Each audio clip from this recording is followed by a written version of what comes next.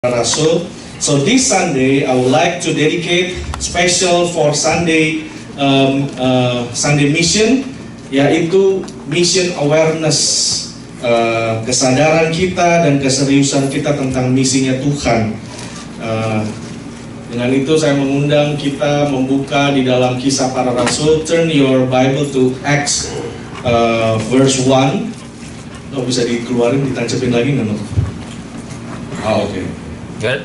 Life on Mission, dengan judul pada sore hari ini yaitu Life on Mission, hidup di dalam misinya Tuhan. Kisah Para Rasul 1 ayat yang pertama sampai yang ke, kita bisa klik satu lagi, sampai yang ke-11.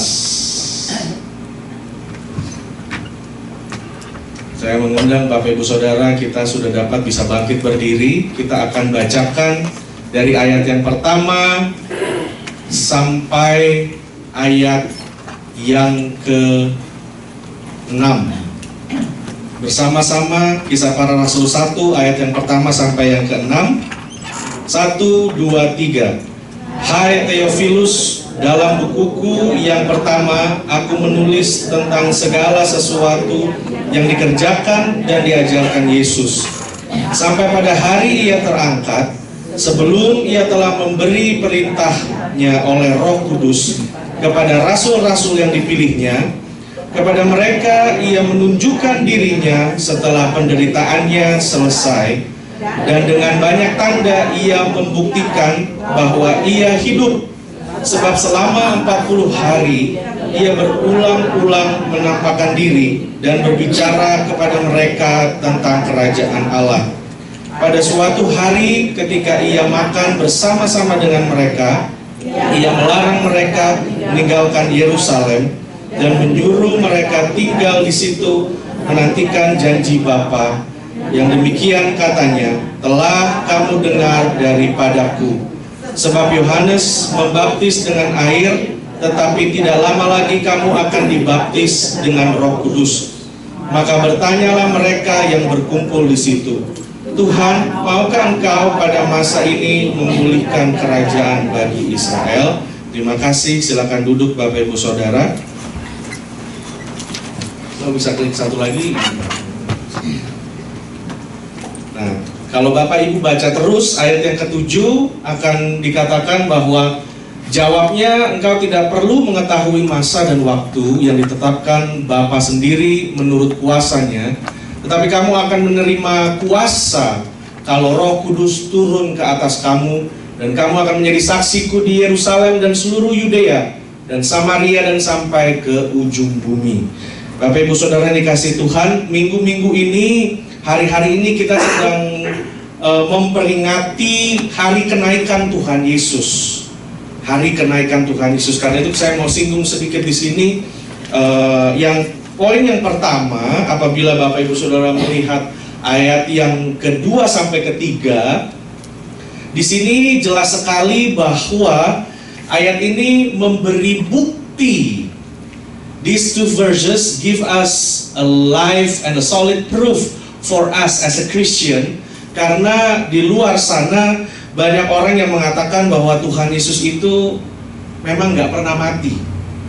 Because in these two verses we have a solid foundation that explain that Jesus Christ has rose from the dead and He showed Himself 40 days. Tuhan Yesus menyatakan dirinya bertemu dengan orang-orang. Menurut catatan-catatan sejarah yang diketemukan bahwa paling sedikit ada 500 orang yang menjadi saksi bahwa Tuhan Yesus itu bangkit. Dia telah bangkit karena dia sudah mati. Nggak mungkin orang yang bangkit tanpa melalui kematian. Tidak dapat kita mengalami satu kebangkitan kalau kita tidak lebih dahulu mati, Bapak Ibu Saudara. Dan Tuhan Yesus mati karena penyiksaan di kayu salib. Sementara Dia disalibkan karena Dia rela dan mau menjadi bersalah, menjadi dihukum, menjadi yang harus dihukum, menggantikan kita semua. So he sacrificed himself to be blamed and put in the cross on behalf of human, on behalf of man. Jadi kita percaya bahwa Tuhan Yesus disalibkan, mati dan bangkit merupakan bukti yang kuat bagi semua orang Kristen yang percaya kepada Tuhan. Dan kita lihat yang selanjutnya, ayat yang keempat dan yang kelima merupakan pesan Tuhan Yesus yang menjadi perintah penting. Pesan yang menjadi perintah penting. In 4 and 5th verse in here, Jesus give us promise and give us command that we have to obey Him. Di sini terlihat bahwa ayat 4 dan ayat 5 pesan Tuhan Yesus yang menjadi perintah paling penting bagi murid-muridnya. Pada suatu hari di sini dia katakan bahwa ia melarang mereka meninggalkan Yerusalem, menyuruh mereka tinggal di situ menantikan janji Bapa. Sementara ayat yang ke-8 Bapak Ibu Saudara, di sini dikatakan adalah ayat ini mengandung sebuah janji. In this verse there is a promise, menerima kuasa. But when you receive the power, when the Holy Spirit down upon you. So di sini dikatakan, tetapi kamu akan menerima kuasa. Kita akan menerima kuasa kalau Roh Kudus turun ke atas hidup kita. Kita akan menerima kuasa. Di situ dikatakan, kamu akan menerima kuasa kalau Roh Kudus turun ke atas kamu. Nah, saya melihat pernyataan ini, saya ingat bahwa kebanyakan kita dan manusia cenderung maunya menerima. Kalau bicara mengenai menerima kuasa, wah, saya mau terima kuasa. Saya mau terima kuasa, I want more, kayak lagu yang minggu yang lalu itu. I want more, more, more. Kita mau. Nah, masalahnya kita terima, tapi kita nggak pernah mengeluarkan. Kita terima, tapi kita nggak pernah mengeluarkan. Nah, kita percaya bahwa di sini dikatakan setiap berkat yang datang dari Tuhan, setiap urapan yang datang dari Tuhan, setiap mujizat yang Tuhan nyatakan selalu mempunyai maksud dan tujuan. Every blessing that comes from God, every anointing, every power which God gave, every miracle always has the intent and the purpose. Selalu ada maksud dan tujuan daripada Tuhan. Kuasa dan anugerah yang Tuhan berikan selalu ada tujuan. Karena itu dikatakan bahwa, bisa di back lagi, no?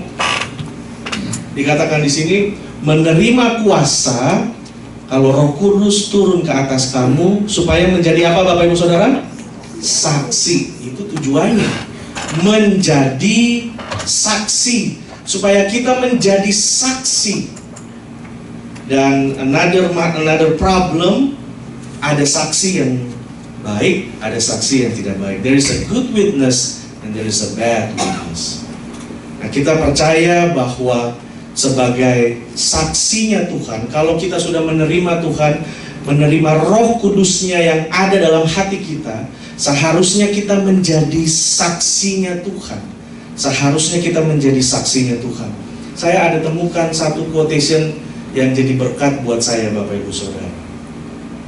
A missionary is not someone who crosses the sea, but someone who sees the cross. Kalau bahasa Indonesianya udah nggak seru lagi tuh, soalnya ada kata yang rhyme di situ. Sekali lagi, a missionary is not someone who crosses the sea, but someone who sees the cross. Misionari bukan hanya seseorang yang menyeberangi lautan, tetapi seorang yang mampu melihat salib. Menjadi saksi bukan berarti kita, seperti hari ini kita kedatangan tim 111 Mission Team.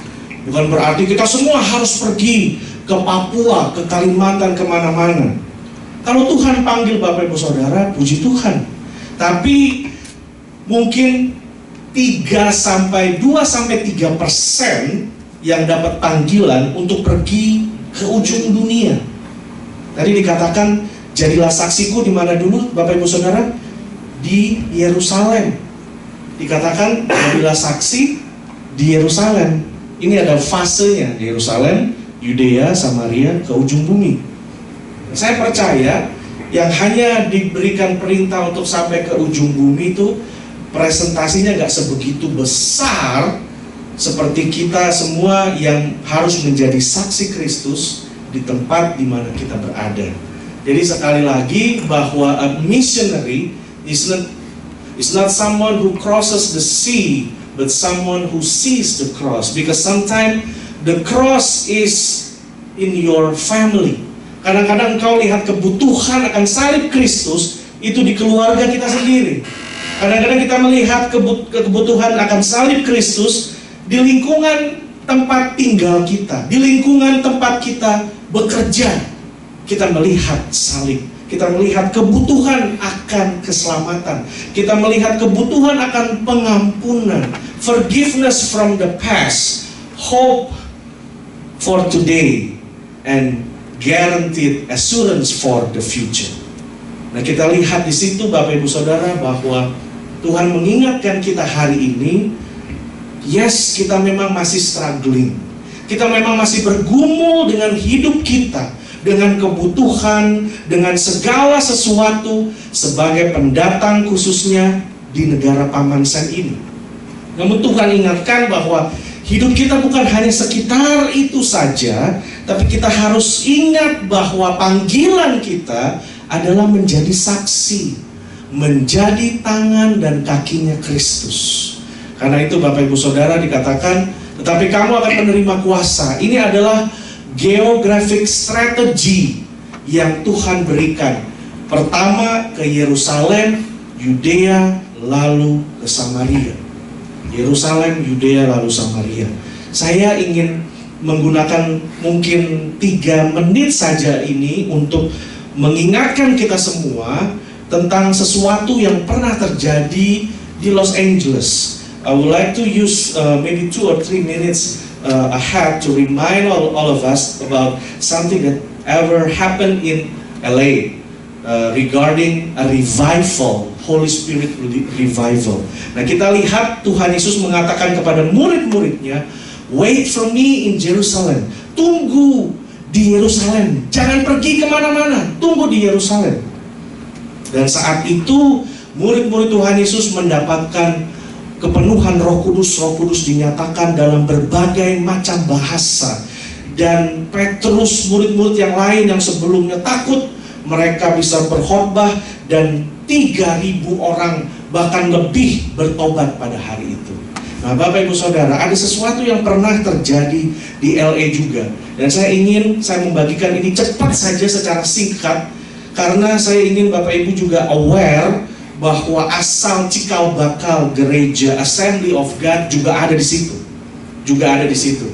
Nah, di sini Bapak Ibu Saudara bahwa pada tahun 1906 ada terjadi sebuah revival di LA. Kalau Bapak Ibu pernah ke Azusa Street, puji Tuhan.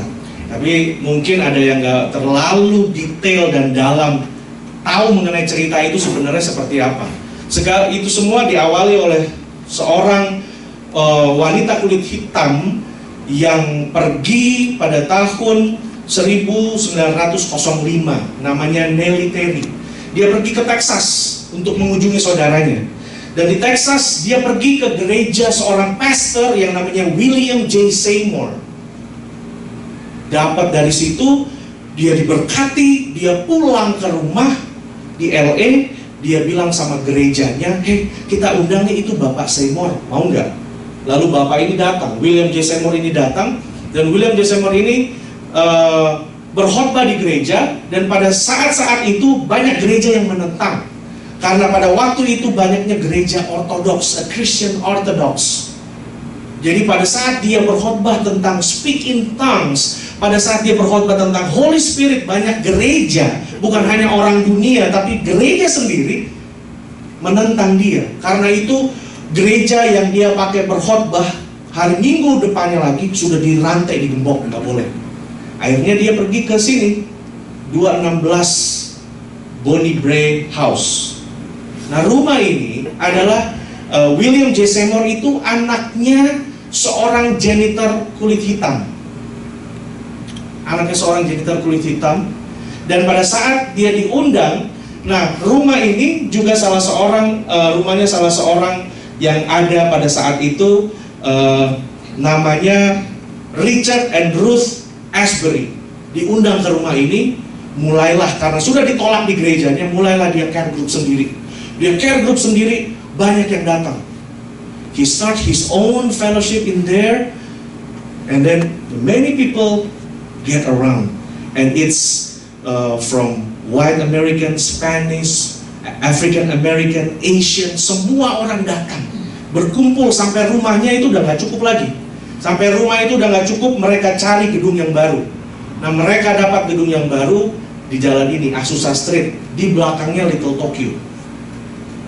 Jadi itu ada ceritanya, dari rumah itu pindah ke gereja. Mereka beli Apostolic Faith Church, ini gerejanya ini dulu, sekarang udah jadi ini. Minggu lalu saya jalan-jalan, foto di depannya, Azusa Street Mission. Ini dia ada tandanya di sini. Ini gedungnya, ini yang dulu. Jadi dari situ Bapak Ibu Saudara, kebangunan rohani terjadi. Dari rumah itu banyak orang mulai dipenuhi Roh Kudus, mulai berbicara bahasa roh dan lain-lain, mulai hidupnya berubah. Bahkan orang udah gak cukup sampai di sini, begitu rupa sampai gereja-gereja yang ada saat itu, ada beberapa yang convert to Pentecostal movement. Nah, beberapa yang convert itu, lahirlah gereja-gereja dari situ, seperti Church of God. Church of God itu kalau di Indonesia namanya GBI. Jadinya sekarang ngerti ya. GPDI kalau di Indonesia, GPDI itu di Indonesia. Di sini namanya, tahu nggak Bapak Ibu Saudara? Memang ada IPRF. IPRF itu GPDI. Tapi di Amerika sendiri itu namanya Foursquare Church. Itu GPDI. Jadi sedikit history supaya kita tahu, oh ini. Dan dari situ lahir ada Church of God, ada Church of God in Christ, ada Pentecostal Holiness, dan terakhir lahir pada tahun 1914 The Assembly of God. Nah, dari Assembly of God itu lahir dari movement Azusa Pacific, dari Azusa Pacific University, Azusa Street. Lalu dari situ mulai cikal bakalnya the whole Assembly of God. Makanya pada tahun 2014 itu 100 tahunnya Assembly of God, the whole yang di Amerika 100 tahun. Nanti tahun ini 80 tahun Assembly of God di Indonesia. Karena pada tahun 1935 seorang misionaris dengan nama Kenneth Short, missionary named Kenneth Short, itu dia lulusan, he graduate from Southern California Bible School. Southern California Bible School is the beginning of Vanguard University. Vanguard University itu dulu namanya Southern California Bible School. Jadi missionary, the first missionary from Vanguard, when Vanguard still named Southern California Bible School, he got a call, and he got a call to go to Borneo. You can type it in Google, Wikipedia. The first Assembly of God in Indonesia was born from a mahasiswa, from a graduate Bible school, 1935. And he got a first call, go to Borneo. Go to Borneo. In Borneo, they don't have any connection, any Assembly of God people. So they flew back to Surabaya. They start in Surabaya, and then they go again to Kalimantan. And the first kota yang mereka pergi itu namanya Pulang Pisau di Kalimantan. Nggak tahu pas sampai saat ini masih ada apa enggak. Nah, dia pergi ke Pulang, namanya itu aneh juga ya, Pulang Pisau di Kayahan River. Nah, Nah, waktu mereka naik perahu, perahunya namanya Setiawan, the faithful one. Setiawan itu the faithful one. Jadi misionari ini balik. Nah begitu yang pertama ini si Mas Kenneth Short ini pergi sampai Surabaya, dia kembali lagi ke Amerika untuk jemput istrinya yang baru lulus juga dari Southern California Bible School. Diajaklah ke Kalimantan. Dan di Kalimantan 10 tahun nggak ada, in many years, close to 10 years, there is no miracles, there is no proof that they received Jesus Christ. And one day there is a miracle happen. The blind little girls see. And then mujizat terjadi, ada seorang anak kecil yang bisa melihat. Anak kecil ini namanya adalah Sarijan. Nah, mestinya Sarijan sih di Jawa ya, itu ada di Kalimantan. Jadi anak yang pertama lahir itu Sarijan. Jadi the first movement of the Holy Spirit start with the faithful heart. Nah, saya ingin membagikan di sini Bapak Ibu Saudara cepat saja bahwa bisa klik next lagi. Ya, missionary is not someone who crosses the sea, but someone who sees the cross. Sekali lagi, satu lagi. Ya, there's 4 point that I would like to share. Saya ingin membagikan ada 4 poin pada siang hari ini Bapak Ibu Saudara, sore hari ini. Yang pertama adalah admit. As a Christian, we have to admit, no matter what. Sebagai orang Kristen kita harus mengakui. Oh, saya udah mengakui kok, saya udah percaya. Bapak Ibu bisa buka bersama-sama di Yakobus. Can turn to James chapter 9. James chapter 2, Yakobus 2, James chapter 2 verse 19. Yakobus 2 ayat 19. Engkau percaya bahwa hanya ada satu Allah saja, itu baik. Tetapi setan-setan pun juga percaya akan hal itu, dan mereka gemetar. Setan pun percaya Bapak Ibu Saudara. Jadi kalau kita percaya, sebenarnya belum cukup. Banyak orang juga bisa percaya. Setan pun percaya. Jadi kalau kita percaya, jangan langsung, wah sudah percaya, ya sudah. Enggak. Percaya adalah permulaan. Believe, admit is just a starting point. Adalah hal awal. Karena iblis pun percaya. Apa bedanya kita dengan iblis? Amin. Apa bedanya? Admit. Dari admit kita harus grow to commit. Commitment. Commitment. Nowadays America lack of commitment. When a guy meet a girl, oh, she's so beautiful. I believe she's the one. Oh, I love her so very much. I love her. Oh, and then his friend asking him, okay, so when you gonna make your commitment? Oh, commitment. Let me think. Karena saat ini orang nggak suka yang namanya commitment.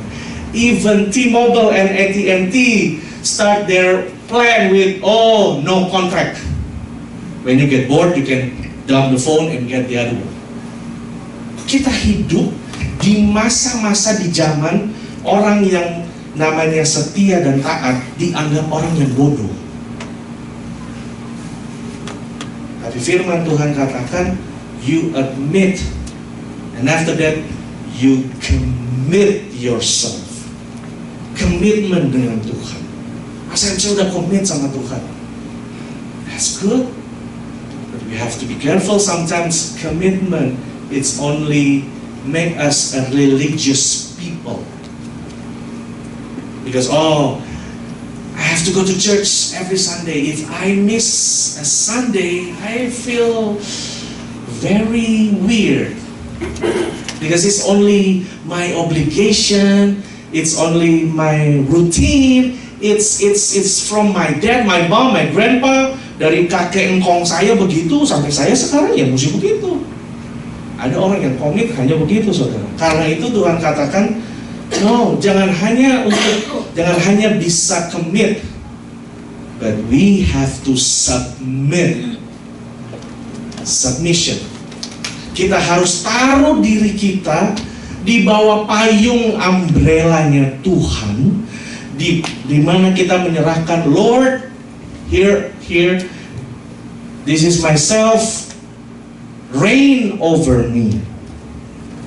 Bertahtalah di hidupku, biar engkau yang jadi raja, bukan saya lagi.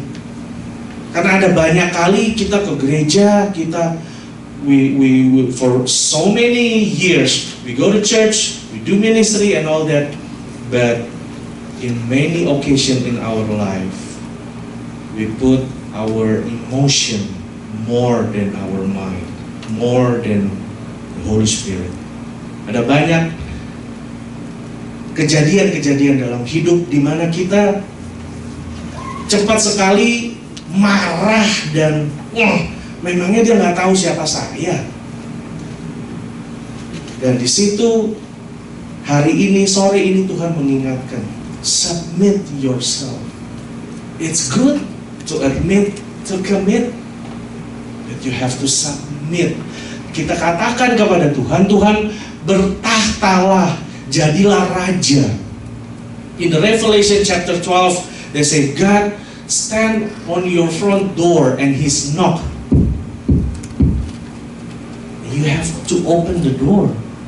Maybe we just hear, mungkin kita ada yang udah dengar Tuhan mengetuk. Kita admit, kita commit, tapi kita nggak mau submit.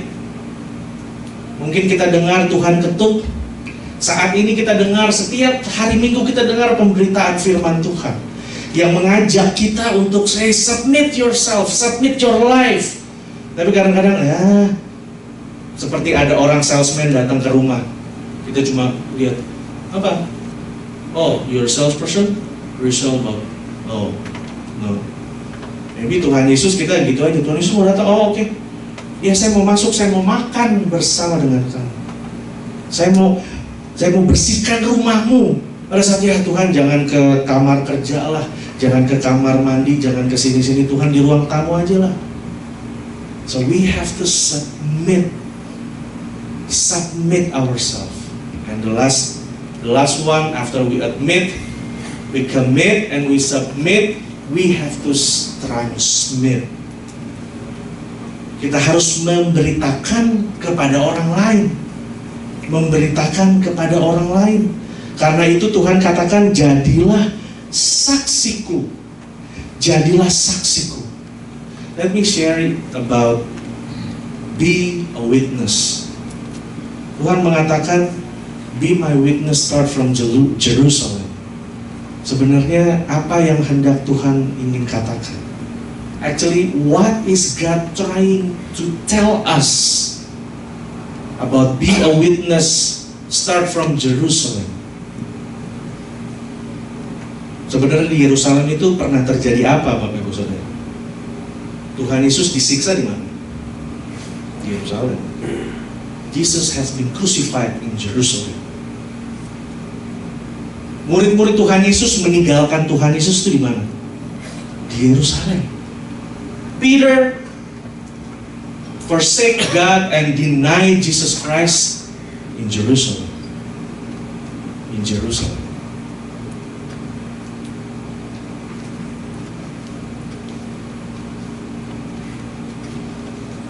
Aku mau engkau menjadi saksiku di tempat di mana engkau pernah gagal. By saying, be my witness, start from Jerusalem. I want you to be my witness. Start from the place when you fail. Petrus pernah menyangkal Tuhan Yesus di Yerusalem. Di mana tempat di mana kita pernah gagal? Di mana tempat di mana kita pernah gagal? In our family. di keluarga kita, our friends, mereka yang pernah lihat kita gagal. God want us to go back there and be my witness. Actually, God can tell the disciples, Tuhan bisa katakan kepada murid-muridnya, hey, wait for me in Gethsemane, wait for me in Zion, in whatever. Tuhan bisa perintahkan muridnya untuk tunggu Tuhan Yesus dimanapun dia mau. Di gunung tempat Tuhan Yesus terangkat, dia mau, tunggu sini aja ya, you wait for me in this mountain. He can tell the disciples like that. But precisely Jesus said, wait for me in Jerusalem. Karena di Yerusalem lah murid-muridnya ini pernah dianggap loser and crazy people oleh orang lain. Tempat di mana mereka pernah gagal. Sore ini Tuhan mengingatkan kita semua, God want to use you place where you fail. Tempat di mana Bapak Ibu pernah gagal, Tuhan akan pakai engkau di situ. Di keluarga, mulai dari tempatmu sendiri. Mulai dari tempatmu sendiri. Saya belakangan ada dikirim kesaksian Robi Sugara. Saya kan tahu Robi Sugara. Sedikit ya. Ada cerita sedikit, ini bocoran, tapi istri saya tahu. Waktu saya SMA di Advent, perguruan Advent Salemba, waktu kelas 1 SMA itu, saya pernah pacaran sama anaknya Robi Sugara yang pertama. Namanya Petronella, Ella siapa gitu. So jadi saya kenal dengan keluarganya, saya kenal dengan mamanya itu. 14 tahun ditinggal, anak 7. Jadi kalau saya nggak pernah pacaran gitu, kayaknya enggak. Selalu lihat, nanti masih ada beras gitu. Jadi saya tahu tuh rumahnya di mana. Tapi begitu dengar si bapaknya udah pulang, saya bilang, wow, amazing. Bagaimana iman seorang ibu sendirian. Anaknya ada 7, gede-gede. Tapi saya lihat, wah, luar biasa. Itu Tuhan bisa setiap malam itu anak-anaknya 7 di dalam kamar pakai lilin kecil-kecil, putar lingkaran, mereka doain, Tuhan kami mau papa pulang, terus gitu. Kalau lagi kangen, papanya ini ninggalin anak-anaknya udah ngerti, udah besar aja, 7 tahun semua. Jadi waktu ditinggalin tuh udah pada tahu semua kalau mereka pada kangen. Ada yang paling besar nih, kalau kangen sampai bisa meriang, sampai gemeteran, gitu. Aku kangen papa, ma. That's a real life. Jadi saya tahu semua. Itu saya cuma, wah. Tapi to be a witness, untuk jadi saksi saat itu, sampai sekarang saya dengar, saya lihat bahwa, waduh, si Mama Eta ini namanya, panggilannya Mama Eta waktu itu, orang Papua. Tapi, aduh, dia bilang, saya tante kerja apa aja, jual pisang, jadi ini buat STNK, buat tolongin orang semua, apa aja dikerja, jual baju, jual apa aja. Tapi saya bisa lihat bahwa di tempat di mana seseorang pernah gagal, dan waktu mereka pertama kali ketemu papanya, mereka cuma bilang, papa pulang. Dan Tuhan mengubah seorang hati bapak itu, saudara. Dia yang dari bintang film banyak, wah itu seperti Richard Gere-nya Indonesia, angkatannya Roy Martin ke atas lagi. Jadi dia lihat, wah. Tapi begitu dia bilang pengakuan seorang ayah, Tuhan saya pernah gagal di keluarga saya, tapi kalau saya pulang, apakah anak-anak istri saya bisa ketemu, bisa menerima saya lagi? Tapi bagi Tuhan tidak ada yang mustahil. Amin. Bagi Tuhan tidak ada yang mustahil. Menjadi saksi di mana di tempat kita pernah gagal. Sekarang jadi evangelis, jadi penginjil, pergi kemana-mana itu orang tua. Nah, sore ini Bapak Ibu Saudara, dengan saya menutup ini, menjadi saksiku dari keluarga Yerusalem, tetangga kita, teman kerja kita, Yudea, Samaria, orang yang nggak kenal Tuhan. Samaria itu orang-orang Muslim yang nggak kenal Tuhan, bahkan sampai ujung dunia. Untuk tim 111 mission team ujung dunia itu ada di Papua, ada di Kalimantan. Tapi sekarang banyak penginjil bilang ujung dunia ada di Eropa. Karena nanti mau ada salah satu calon perdana menteri di Eropa itu latar belakangnya Muslim. Cepat saja udah langsung jadi negara Islam semua tuh, Eropa. Tapi kita siang ini Tuhan mengingatkan kita. Tuhan katakan, aku tahu engkau masih bergumul dengan masalahmu, dengan keluargamu, dengan penyakitmu, dengan orang tua, anakmu, dengan semua usahamu. Sore ini dengarkan isi hati Tuhan. Jadilah saksiku di tempat di mana engkau pernah gagal sekarang.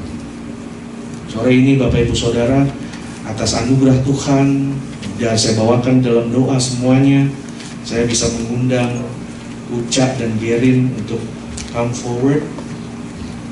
Juga untuk Ibu Metika bisa maju ke depan. Bisa duduk aja.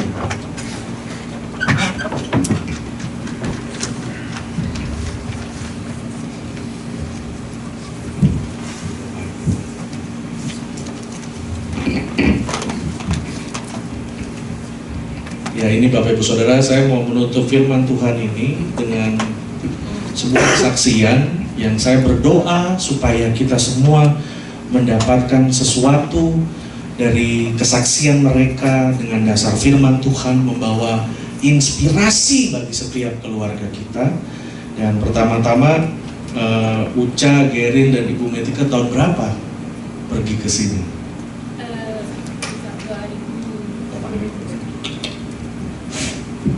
2002. Hanya bertiga. Ini ada saksi juga Bapak Ibu Saudara bahwa dari 2003 mereka ke sini, mereka hanya bertiga. Uca umur berapa waktu itu? 9. Gerin 11. Gerin umur 11, Uca 9. Dan di sini seorang ibu menjadi single parents, bekerja bergumul untuk menghidupi ketiga anaknya. Nah, saat ini Gerin dan Uca mereka bekerja. Gerin bekerja jadi di mana? Gerin bisa cerita sedikit? I work in LA. Sebenarnya dia kerja di movie. Jadi kalau ada peran-peran apa dia syuting di Fox di mana-mana ya Gerin. Sebenarnya mau jadi model tapi ya kalau di Indonesia jadi model bisa. Uca saya kerja di restoran kayak tukang masak gitu. Tapi sebelum di restoran dia makan lah gitu. Sebelum di restoran dia ini apa? Oh ya, sebelum saya kerja di restoran saya kerja kayak perbaikin kayak komputer, laptop, phone kayak iPhone. Saya kayak perbaikin kayak engineer loh. Iya, engineer. Nah dari situ Bapak Ibu Saudara, tentu mereka struggle tentang hidup. Wah ini mesti bayar ini, Gerin mesti sekolah, Uca mesti begini, nanti bantu mami bayar apartemen dan lain segala macam. Tapi ada satu poin, ada satu waktu di mana Tuhan mengubah keluarga ini. Bahkan yang diubah, mamanya selalu berdoa, Tuhan biar mereka ini Bapak Ibu Saudara bukan orang lain buat saya, karena waktu saya masih melayani di Redlands dengan Peggy, ini ada dalam pelayanan saya, jadi saya tahu pergumulan mereka, doa-doa mamanya dan semua. Nah sekarang giliran Tuhan sudah menjamah mereka, mengubah kedua anaknya. Gerin dan Uca langsung punya a strong desire to fulfill the call from God, panggilan dari Tuhan untuk menjadi misionaris, untuk menjadi penginjil, untuk bekerja di ladangnya Tuhan. At the first, it makes Tante Metika worry. Ibu Metika bisa ceritakan sedikit kenapa bisa? Iya. Aku saudara, terima kasih atas kesempatan ini. Anak-anak saya they were born as a Muslim. Aku punya husband di Jakarta, dia Muslim orang Padang. Ya semua tahu Indonesia Padang, dia Muslim. Tapi memang Tuhan punya maksud dan kirim saya ke sini dengan berbagai masalah. Sebenarnya saya susah kalau mau apa testimoni because I'm already no struggling karena besar murah Tuhan. Saudara-saudara, it's not easy. We took his to America to raise them without nothing. Aku nggak punya SS, nggak punya nggak punya SS, nggak punya driver's license, nggak punya anything, zero. But I can work to raise them. Thank you kan aku punya sama Tuhan. Aku bilang, Tuhan pakai anak-anak saya menjadi garam terang dimanapun mereka berada. Saya polisi nggak pernah tangkap. Saya kerja without SS, saya bisa kerja di McDonald. Tapi puji Tuhan, semua itu dari zero Tuhan dan on semua sampai thank you Lord Jesus, everything they have done to us. We have paper now, everything's fine with us. Baik kerjaan, financially, thank you God. Jadi aku cuma encourage ibu-ibu, just obey to the God. Just obey to the God, everything is gonna be fine. Don't worry, everything God give the right time. Even though we struggle, everything. You know, saudara-saudara di Jakarta kami tidak kaya, tapi kami hidup cukup lumayan. Suami saya dia sebagai kerja di Bapeda, you know, this is engineer, and then dia punya excellent 2, jadi kita hidup boleh lah di sini. Kami hidup tinggal di rumah yang kecil, banjir, gak punya makanan, gak punya listrik. Tapi itu Tuhan baik. Anak-anak saya bilang, Mami, I'm going home to Indonesia. Why you coming to America? Not even we have food, tempat tidur banjir, bau busuk, saudara, karpet kan. Tapi itu Tuhan itu baik. Segala sesuatu saya percaya Tuhan, dia bilang segala sesuatu indah pada waktunya. Dan puji Tuhan, saudara-saudara, saudara lihat saya ada seperti saya ada saat ini karena kemurahan Tuhan. Praise the Lord, glory for the Lord Jesus. Thank you. Mungkin Gary mewakili Uca to share apa yang jadi ini selama as a family. Alright, well, I'm Garen. My name is 24 I'm 24 years old. My name is Garen. Like she said, I was born a Muslim. We came here, I was about 11. And the thing that I wanted to share a little bit is that, like as she mentioned, you know, we didn't have our paperwork for a very long time. To this day, I still don't have any paperwork. I still don't have my green card. I still don't have a citizen. I still don't have anything. But I mean, like, last year, you know, like, living without God, without Christ, it's crazy because you're just so lost. You're so lost in this world. And as Pastor Sam mentioned, you know, I was working in LA. I lived there for almost a year with a friend of mine. And I was pursuing the things of this world. I was pursuing acting. I was trying to, like, pursue my career. I was trying to do things that's very ungodly. I was living in a very ungodly, like, surroundings, you know, life. But about last year, I heard about Mission 111. Jordan and Ryan, they're my mentors. They came to our church. And I know my brother, the year before that, he already went to Papua.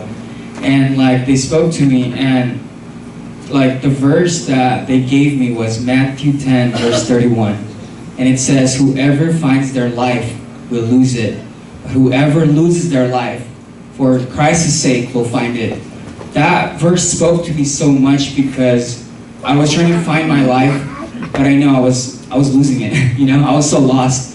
But as soon as I gave up my life, my career, my pursuit in trying to get a big house, a nice car, because that's what I wanted to do. I wanted to get a nice car. I wanted to get I wanted to be rich. I wanted to, like, whatever. But as soon as I gave all that up and truly find Christ, and I said, God, I don't want to do this anymore. You know, I don't even care if I'm gonna be poor when I grow up, as long as I'm living according to your will. And I did that. So last year, I don't have my paperwork, I don't have my green card, but they spoke to me, and I know God will do a miracle. And I said, yes, Lord, I will go outside of the United States, knowing that I can't come back. But by the grace of God, and God did a miracle upon my life, and He provided me that parole. It wasn't a green card, it wasn't a citizen, it wasn't anything, but it was just a parole to let me out of the United States and come back in safely. And God provided that for me, you know, like, it's amazing. And I realized if you truly believe in God and have faith in Him, and He will provide things you need, and especially if you're walking in the will of God. And it was a struggle, you know, but praise the Lord, and everything came through. And this year, I still don't have it, but I'm still going to go again. And this year, my team and I, with Jordan and Ryan, we're going to go to Nepal. It's not going to stop me. I know that God will do another miracle in Jesus' name. Amen. First of all, I just want to say thank you because 2 years ago, I contacted my pastor, Pastor Sammy, that I was telling him, Pastor Sam, I'm going overseas on a missionary trip.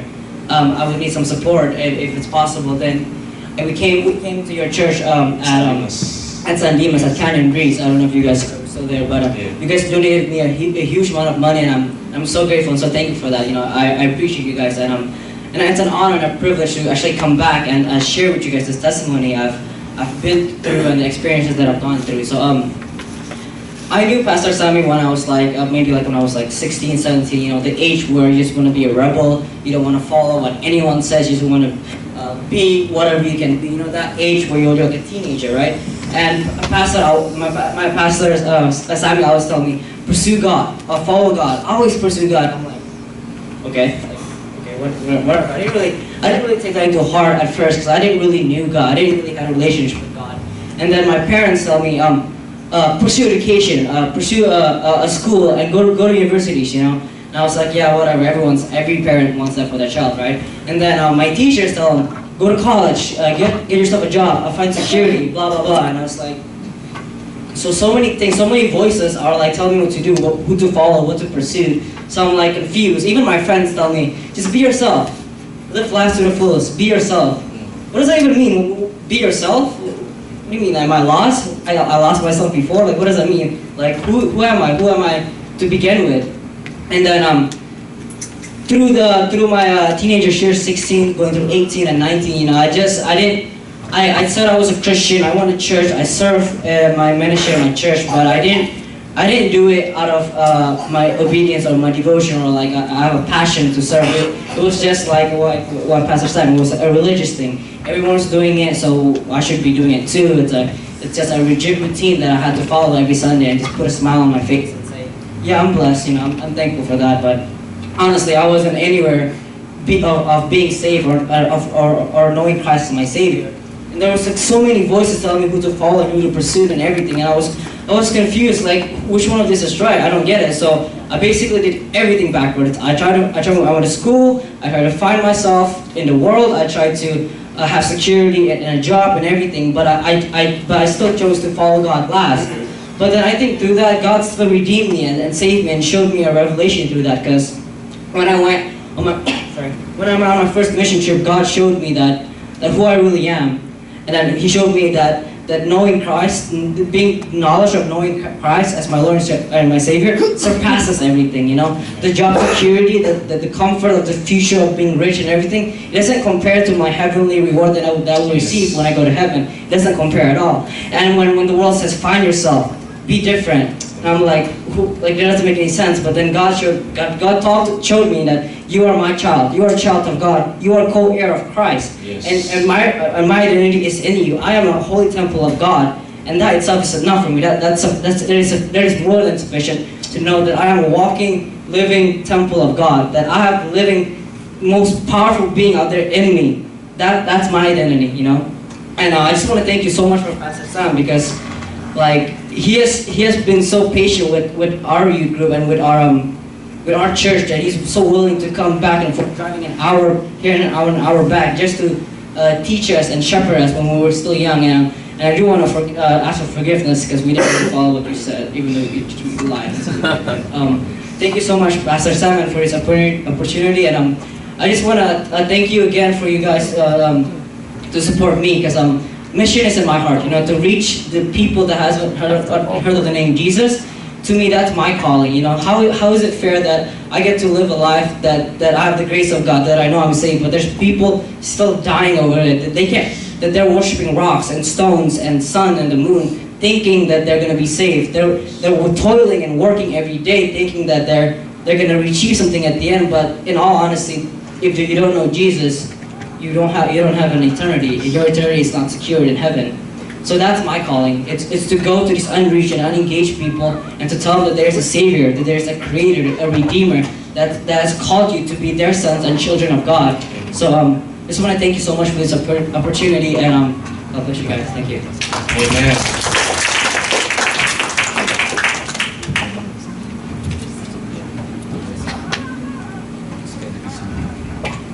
Haleluya, haleluya. Ya Bapak Ibu Saudara, kesaksian dari Uca dan Gerin. Pertama Gerin telepon saya, Pastor Sam, I want to go to Indonesia, and then, oh okay, and then I started. Did God tell you directly to you, and then you feel the conviction? Yes, okay, I need to know that thing. If I don't want you to become like so emotionally, and then because it's hard for me to say yes and no. Nanti kalau pergi nggak kembali, maminya salahin saya, saudara. Oh, Pastor itu pergi. Jadi dia pikir, aduh, ini gimana? Dia punya paperwork, brother, saudara. Tapi dia apply, ada salah satu form yang diisi, dikasih izin keluar dan kembali. Selama saya ada di Amerika, saya baru sekali itu dengar ada kasus begitu. Dan buat saya, that's a total miracle from God. Amen. Total miracle from God. Mari berikan tepuk tangan kepada Tuhan. Benar-benar mujizat daripada Tuhan. Gak ada sepanjang saya dari tahun 2000 ada di sini dengar orang gak ada kayak begitu. Bisa dikasih izin keluar masuk lagi. Memang adiknya si Uca udah ada surat dan orang tua sudah ada semua, cuma dia ini belum. Tapi garanti apa yang Amerika bilang bisa kasih anak ini keluar? Buat saya, it's God's way. Tuhan mau dia pergi. Tuhan mau dia pergi. Jadi saya lihat Uca juga begitu. Makanya buat saya Bapak Ibu Saudara, melayani Tuhan it's not about the numbers. Saya dengan Peggy dari Santa Monica belum tinggal di Baldwin Park. Kita pergi bolak-balik sampai ke Redlands. Sampai itu transmisi mobil jebol 2 kali itu, saking jauhnya itu. Hampir 100 mile setiap hari. Kalista dari tidur bangun muntah, tidur lagi begitu. Sampai ban pernah mobil mogok panggil AAA, pulang sampai rumah jam 2 pagi. Dan itu saya bawa dia sama mamanya juga ikut. Waktu itu saya mau bilang apa, saya hidupin anak orang cuma buat dikasih susah aja begitu. Tapi saya terus bilang sama istri saya, hey babe, we are together, you and me, we are team.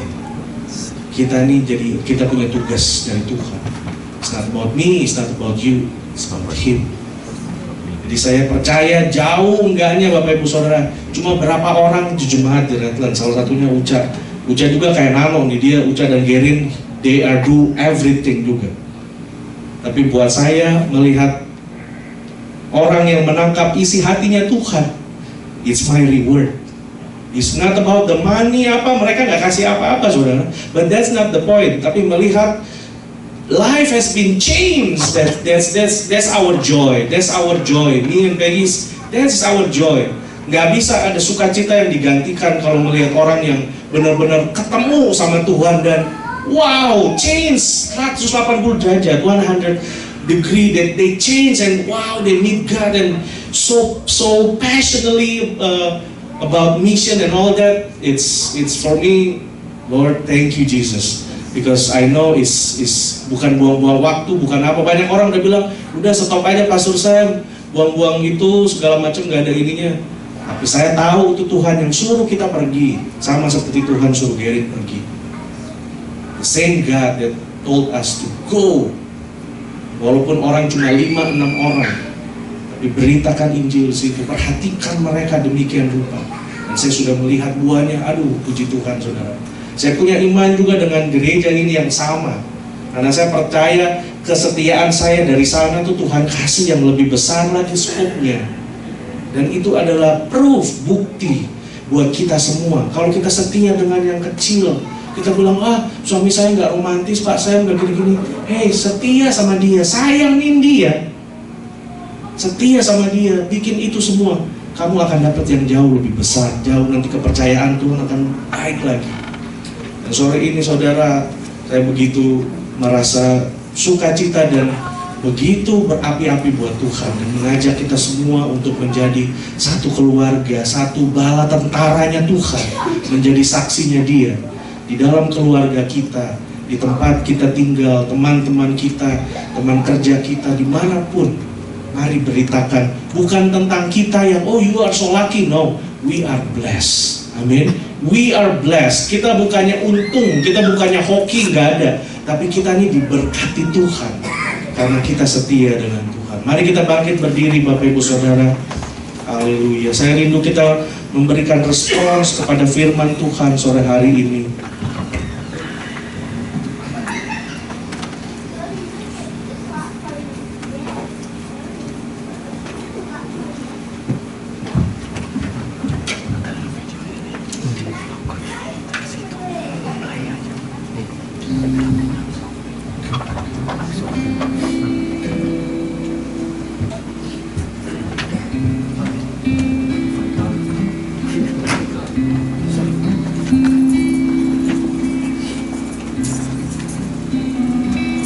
Mari kita tundukkan kepala di hadapan Tuhan. Haleluya.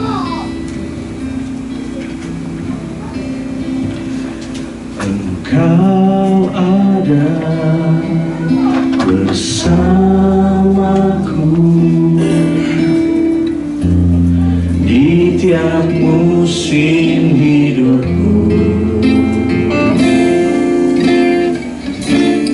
Tak pernah kau biarkan ku sendiri. Kekuatan di jiwaku, kekuatan di jiwaku adalah bersamamu. Tak pernah ku ragukan kasih-Mu.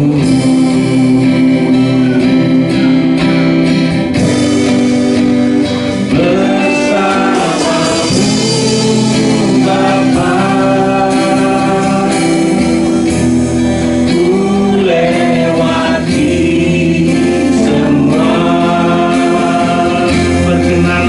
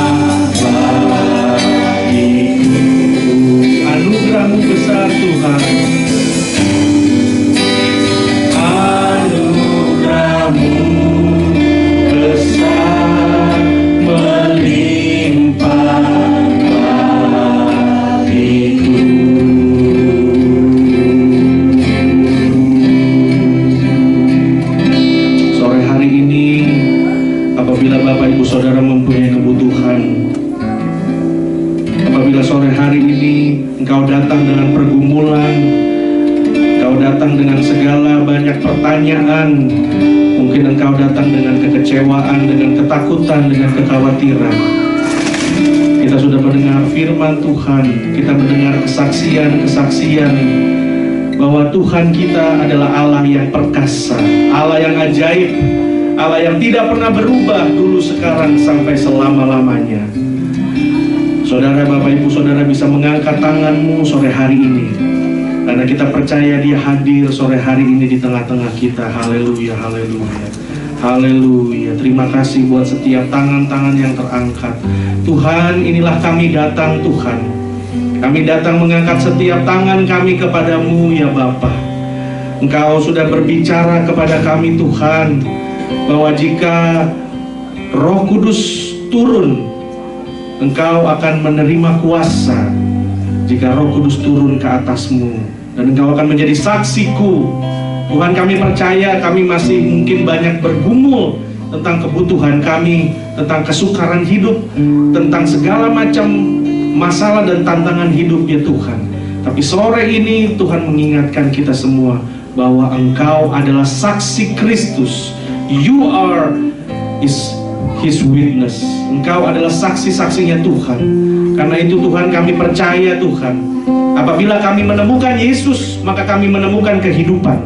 Apabila kami menerima Yesus, kami akan mendapatkan kecukupan, dan segala sesuatu akan Engkau tambahkan. Carilah dahulu kerajaan dan kebenarannya, maka segala sesuatu akan ditambahkan kepadamu.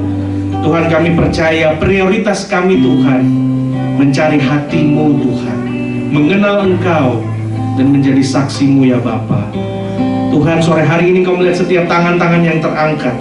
Kami mau menyatukan iman dan pengharapan kami di dalam nama Yesus. Terima pertolongan daripada Tuhan, terima perubahan yang datang daripada Tuhan, terima breakthrough daripada Tuhan, terimalah transformation yang berasal daripada Tuhan. Tuhan, kami percaya Tuhan, firman-Mu tidak akan sia-sia ya Tuhan, tetapi akan ditanam, bertumbuh di tanah hati kami yang subur, berbuah berlipat kali ganda. Tuhan, kami sudah lihat kesaksian yang sudah didengar. Walaupun pada masa itu sebelum mereka, anak-anak Ibu Betika mendengar firman Tuhan, ya mereka dengar, mereka bilang bagus. Tapi ada waktunya Tuhan, Engkau mengubah hati seseorang. Kami berdoa saat ini Tuhan, ada waktunya Tuhan Engkau akan bekerja di dalam keluarga kami. Ada waktunya Tuhan, pemulihan akan terjadi, mujizat akan terjadi yang tidak mungkin bagi manusia, tapi mungkin bagi Tuhan. Sore hari ini kami percaya Tuhan. Kami berdoa buat anak-anak kami, buat cucu-cucu kami. Kami berdoa buat orang tua kami, buat segala sesuatu. Saudara bisa sebutkan nama mereka satu persatu. Tuhan, tolong Tuhan. Kami berdoa di dalam nama Yesus. Kami percaya Tuhan Yesus, kalau Engkau tolong orang lain, Engkau juga akan tolong kami ya Tuhan. Terima kasih Tuhan Yesus. Sore ini kami sungguh diberkati oleh kehadiran-Mu ya Bapa. Berkati setiap kami Tuhan. We receive the anointing, we receive the power, we receive your blessings Lord God. Sore hari ini Bapa, terima kasih Tuhan. In Jesus' wonderful name we pray. And everybody say Amen. Haleluya. You may be seated. Saudara silakan duduk. Saatnya kita akan memberikan persembahan. Ini persembahan yang akan dipersiapkan. Saya mohon Bapak Yosef untuk berdoa untuk persembahan.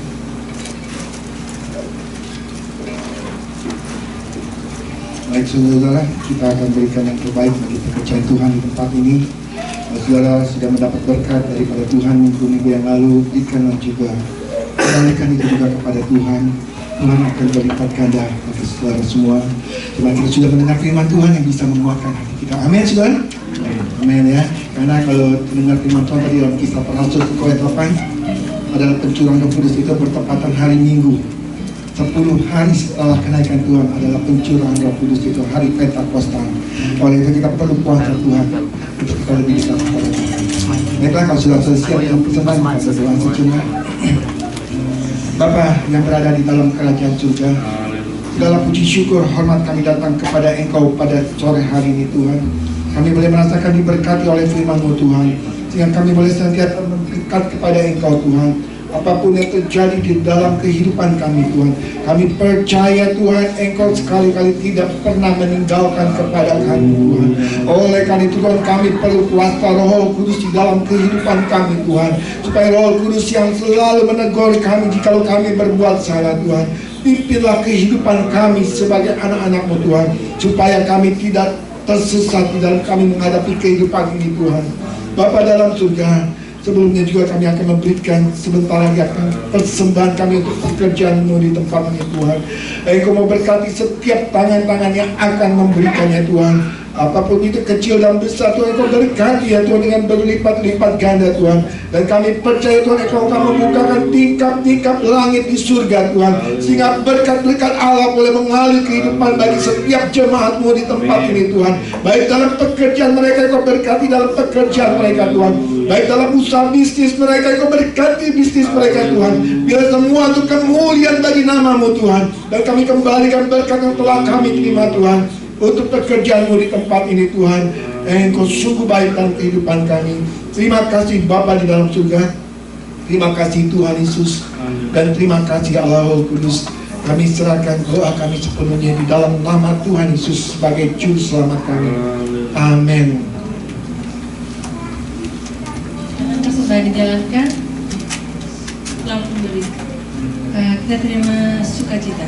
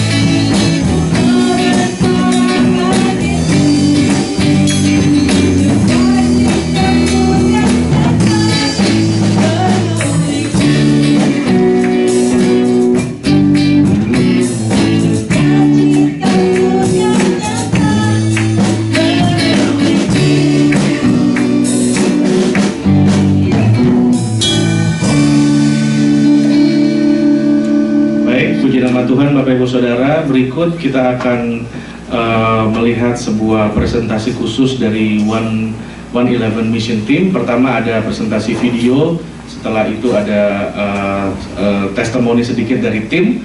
Karena itu mari kita sama-sama melihat presentasi video dan sama-sama diberkati. Haleluya ya.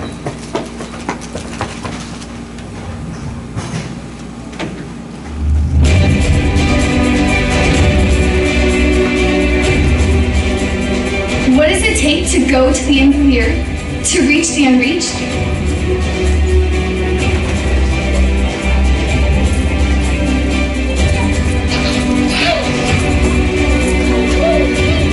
This is our assignment, taking the gospel to where they've never heard the name of Jesus. We are Mission 111. It's a movement within the Assemblies of God, driven by young adults to finish the assignment.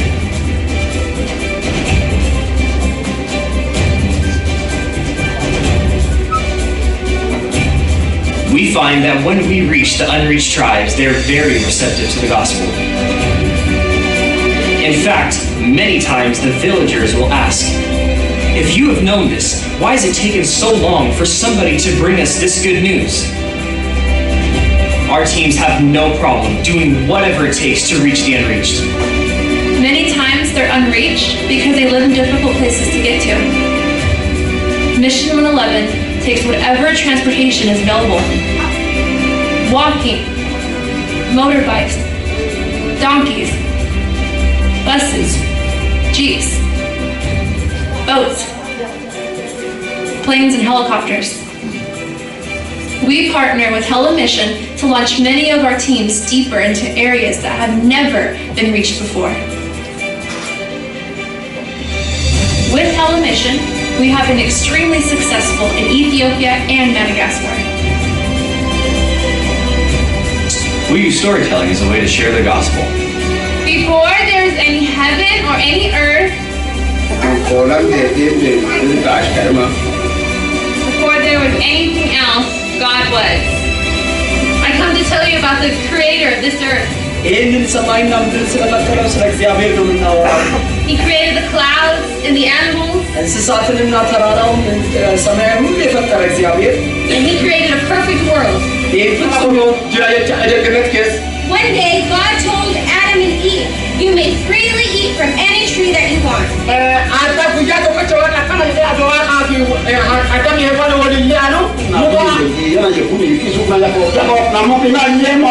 Bible says that Lucifer said.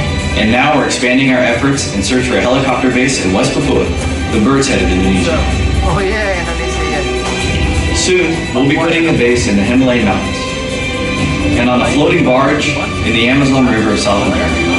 At Mission 111, we're going to the ends of the earth. So, What does it take? what does it take To reach the ends of the earth? to reach the unreached? It takes you.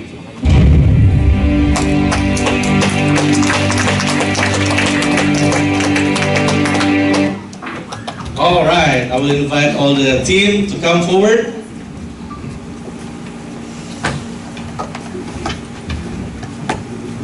Let's give them a big round of applause. All right, hallelujah. So first of all, guys, I would like to, on behalf of the church, I would like to extend our gratitude and bless that you guys are able to come today in our church for the honor and blessing for us.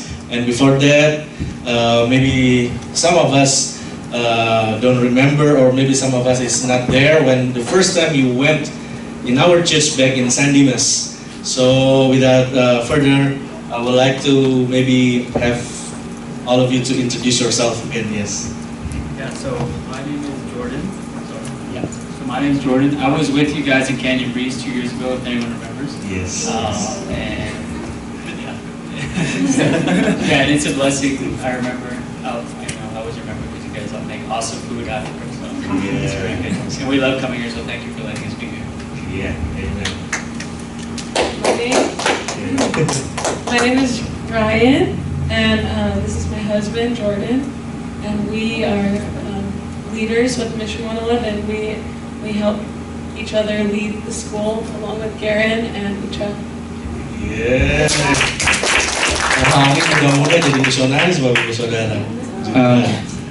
Alright, well, my name is Gary, you know me already. I'm 24, and I started joining Mission 111 last year, and Jordan and Ryan are actually my mentors. They were my leaders, and they're great, and Ozzy as well. He was my little brother, but he also was my leader. All of them, they taught me the ways to follow the Lord and follow Christ in the righteous way. Amen. Amen. Hello, my name is Ucha. Like what Jordan said, I was a student of Jordan when we first came here in 2014. And again, I just want to thank you guys so much for the donation and the support and the funds you've helped and support me with when I first went. So thank you so much, Pastor Sam and your church. Yes, amen. So just to make all the interview and the testimony goes efficiently, maybe you guys can share what is the reason that you guys joined the team, the first time that the reason you guys joined the team. You want to start?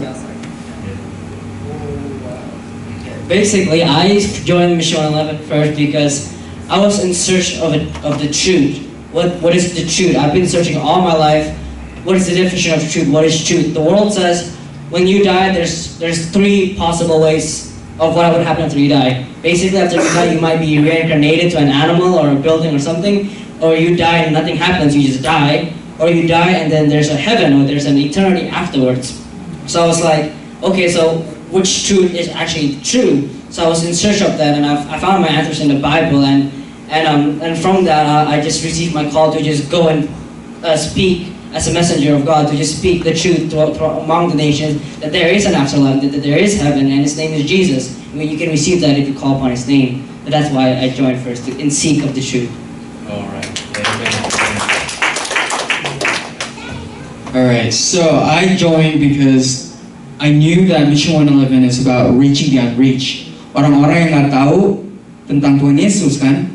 But I honestly first joined because like I said, I was lost. I was leading worship at church for years and years and years, but I was still lost. I would sing in front of church and I would just be like, yeah, blah, blah, blah. But I would come home, I was still lost. I felt like I still didn't know Jesus.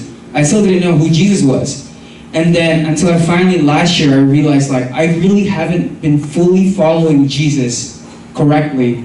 I've been in and out. I've been lukewarm, you know, if you know what I mean. And God said that there's no cold, like there's no lukewarm. It's either you're cold or you're hot. And there, you know what I mean? And so I realized I needed to follow God fully, 100%, not even 99%, 100%. And I joined because I needed to seek Jesus. But through that, God put the passion in my heart for the unreached. Orang-orang yang nggak tahu tentang Tuhan Yesus. Then it's crazy because mereka nggak ada Alkitab. Some of them doesn't even know who God is. Like, you know what I mean? So we are so privileged to be in America, to have churches everywhere, to have radio stations of Christian radio stations. In there, they don't have Christian radio stations. You know what I mean? So it's truly a privilege. Yeah. Is this working? Yeah. Yeah. Okay.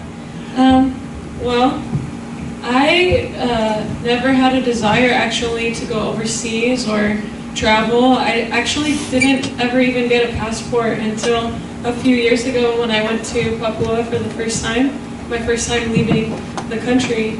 But when I heard about this, and I heard that there's still 2.8 billion people who never have heard about Jesus before, it's like you can't escape that number. You can't escape that statistic. And I went into it it was like, it can't hurt to try. Like, I might as well just try and see what this is about. And I fell in love with God even more doing this. And God truly, I feel like the Holy Spirit called me and has called me to give my life completely to Him and to the people who have never heard about Him. Because I know He loves me so much, like He loves you. He's healed you, He's redeemed you, and He's saved you from a life of misery and a life of terrible living. And more people need to know about that. And so that's why I do this.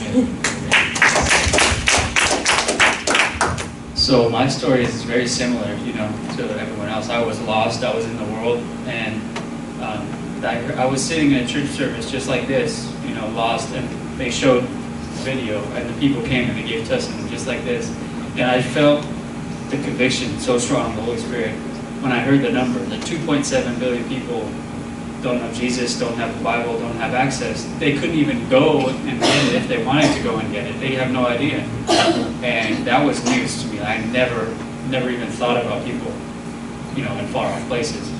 And I was like, wow, that seems real. That seems like, if there's anything in the Bible that is real to me, that is real. That's what Jesus would be doing. If He was here today, He would still be going and finishing what He has asked us to go and do.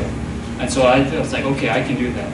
And I think, you know, it's been a long time now. I've done many trips, and God is continuing to change my heart. And I think something that I would want to share with you guys is, like, I think we all know what it's like to pray for someone that we love that is still lost. You know, like right now, I'm praying for my brother who's still lost. And there was a time when Ozzy was praying for Garen, because Garen was lost. And I'm sure everyone in here can relate to that feeling and the pain that we feel when someone is lost that we love. and just realizing that's how God feels for all of His people. You know, He is crying out for all of His children that are still lost, and He wants so badly for them to come home and for them to return to Him and to know that they're loved by Him, and that they don't have to be in oppression of the demonic and the spiritual and all these terrible things, and that there's freedom. So, you know, we just want to be the ambassadors of Christ and say, hey, this truth is going to set you free. And you know, just like that same feeling of pain that I have for my brother who's lost, I know God feels for all of His lost people. And that's the only way we can respond to the love of God. And that's what compels. That's what's compelling me. So in the whole journey through all of that, what is the challenge that appear, especially in the field, with the people and you know the situation, the condition, the weather, and all that? What is the maybe one or two example of what is the challenge for you guys at that time in Papua? Yeah, Papua.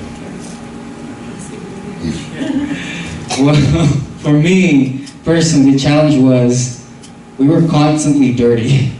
You know, yes, I know that sounds ridiculous, but I mean, we didn't have a running water in here. We can just get water right here, but when we were in our tribe, there was only water, the next available water to drink was in the next island.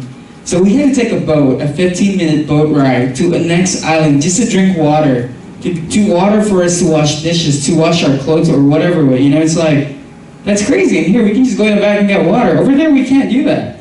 And we're so blessed here. Yes, yes. Over there, it's sad, but that was a struggle for me, honestly. But by the grace of God, God's, you know, I mean, we just got to stay focused that we are here for the Lord. We're here to work for God, and we don't want to see these people die and go to hell. Because the Bible said you can only go to heaven, live eternity through Jesus. Yes. If they still don't know Jesus, they're going to die. Like right now, they're dying and they still don't know Jesus. And I myself, and I'm sure all of us, we can speak, we can't just sit here and not do anything about it, you know?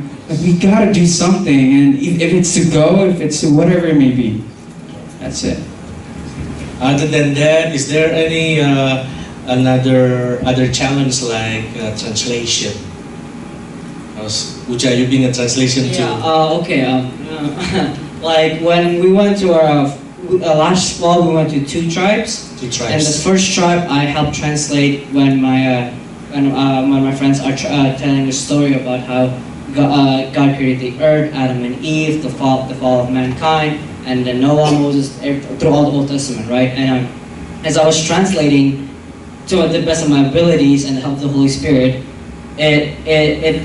well, basically we had two translators, one from the local and the other one was me. And the other translator came up to me and said, Ucha, I don't think they're getting what you're translating. Because the way there's a tree from English. Yeah, it was from English, Indonesian, Bahasa, then to the Madbat language. It's the Bahasa Tanah. Tribe language. Yeah, and so when I translate using Bahasa Indonesia, yes, it didn't make sense to them as much as if the other translator translate to a more Bahasa Indonesia that would be it would especially your bahasa also is my bahasa itu lebih kacau gitu, yeah. Like it's bad. I can't translate to save my life. I'll try, but yeah. So that the translating was one of the issues, but then we figured that out by just having the translator just translate everyone. So yeah, God bless her plenty more. All right, awesome. So how's their response? How the kids and the children response to the? Because we see the video. They're jumping and dancing. How this work? The kids? Yeah. We love the kids. In the first village that we went to this last fall, it was called Adue, and it was crazy. Have you seen what is it? Oh, Peter Pan? Yes. Neverland? You know, it's all kids. Right. This island was like all kids, and there was like a handful of adults, and they like spent so much time with us. We got to help teach them English. We sang with them, and we played with them, and I remember actually in the second village we went to, there was a Muslim family, and there was a little girl, Saturka, what was her name? Sartika. Yes. Okay. Her family's Muslim, and she would come and play with us every single day, and we would invite her to hear the stories about Jesus because we tell like storytelling, and she said, I'm Islam, I can't go, I'm Islam, and I would be so sad, like, oh man. But we'd still play with her and like feel the joy of the Lord. And the very last day, I'm just remembering this now, we had a parade in the village, and we were like praising God because we were going to leave. We were about to leave, so the people were doing a little parade, and we were shouting for Jesus. And Sartika was shouting for Jesus. Wow. The little girl, right? That's awesome. Yes, amen. I think like the Holy Spirit has power. Even though she couldn't come to the teaching, her parents are Muslim, I know that she experienced the presence of God. Amen. So that's awesome. Yes. So by any chance, is there any like you guys make like a note and maybe write how many people receive Jesus Christ, things like that, and then how many people get saved and then get healed during the whole mission? Well, for us, we don't usually focus on the numbers, right, because it's usually a village. Yes. But I can tell you specifically this fall or last fall when we went, that was the very last night where we were teaching. I was preaching and we were talking about the Holy Spirit, and so we were teaching about the Holy Spirit, and it was funny because we taught 2 nights on the Holy Spirit. The first night I taught and I told them, every Bible verse I could think of on the Holy Spirit. And I'm teaching them, and I'm saying, the Trinity, Father, Son, and Spirit. I'm giving them the purpose of the Spirit, just like in Acts. Why do we have the Spirit? It's to be evangelists and all this. And I give them all the wisdom that I have. But they came to us the next day, and they said, we understand, but can you teach us again on the Holy Spirit? And I said, I gave you everything I know. And they said, we want the evidence of the Holy Spirit. And they wanted to see the power of the Holy Spirit. So then we talked about the Holy Spirit, and then we talked about baptism of the Holy Spirit. And all the people, it was like a room about this size, and we're teaching, and we invited everyone to come forward, and the entire room is baptized in the Holy Spirit. Even little kids praying in tongues. It was incredible. Hallelujah. So we don't know exactly, but it was all of the people who were there. It was like the Book of Acts. Right. From the front to the back, everyone received the Holy Spirit. It was powerful. Hallelujah. Tepuk tangan dulu buat saudara. So I think that is one of the significant moment that you guys even encounter when the Holy Spirit touched them, and through until you guys leave the village. What is your impression on your heart, and maybe start to change you again and give you illumination that, wow, this is it, this is life, this is what I'm looking for. Is there any experience, something like that you guys can share? Yeah, for me it was because even Ryan was telling me back when we were in the tribe, she was telling me, yeah, this is like, because when we look around, there's nothing but sea and like little pockets of earth that's coming out of the sea, right? So it was literally like nowhere to the ends of the very earth. Yes. And it's amazing to me because that even in those isolated places, the Holy Spirit is still there, the power of God is still there. Amen. That's my illumination, that no matter, like, it's true what the Bible said, no matter where you go, I will be with you to the very end of age. Amen. Matthew 28, God said that. And that to me was very powerful, even to the most random, most isolated, most far away, difficult places to reach, God's still there. Amen. So, Amen. Yes. So this is for last one. Maybe Ucha or Gerin or you can share about the journey with the boat. Remember that Ucha or Gerin can, like, how many hours that this the really east of Papua, right? It's close. It's almost close with Australia. Yes, so we were 3 hours boat ride away from Australia. That's how close we were to get down there, is what the people told me. But Jordan, Ryan, and Ozzy, and all the rest of the team, they went before me. They rowed the boats, they took the airplanes. I had to row the airplanes, took the 12-hour boat ride and another 4-hour canoe ride all by myself because I just had to. But I trusted in the Lord, and I remember when the locals, all the Papuans, they would take me to these different islands, and I overhear the other people saying, let's deceive them. Tipu aja itu orang, let's tipu ini orang. Terus itu orang bilang, no, don't do that. Mereka teman-teman, mereka orang putih teman ada di situ, jangan tipu. And I was scared. I was like, man, they're Muslim. There was a certain island, it was a Muslim. They had the masjid and everything, right?